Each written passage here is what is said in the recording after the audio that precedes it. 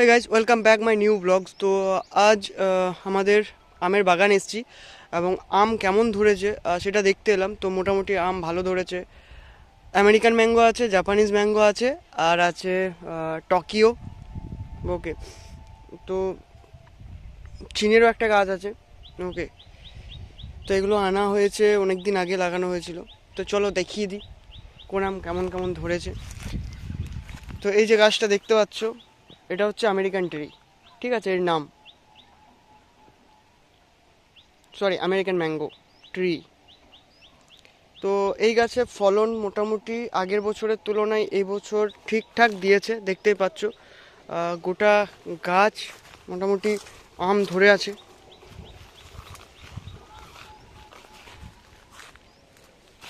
দেখো, আমি ঘুরিয়ে ঘুরিয়ে দেখাচ্ছি, কোনো ডালে কিন্তু আম বাদ নেই, আম কিন্তু ধরেছে।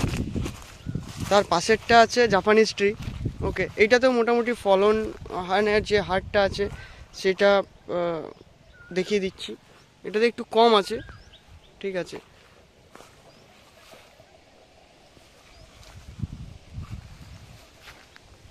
বাকি আমার আম বাগান দেখতেই পাচ্ছ, কতটা এরিয়া জুড়ে আমি মোটামুটি লাগিয়েছি।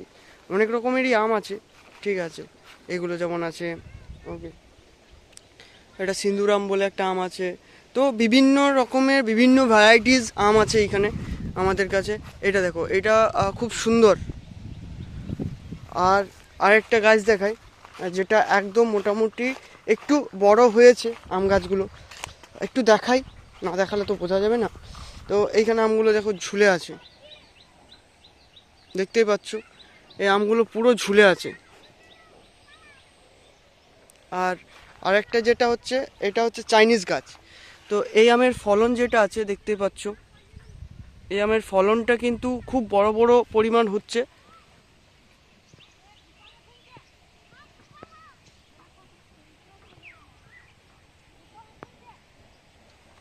এই আমের মানে ফলনটা একটু কম, কিন্তু সাইজটা একটু বড়ই হয়েছে ওদের তুলনায়, ঠিক আছে। দেখো আম কেমন ধরেছে, সেই লেভেলের।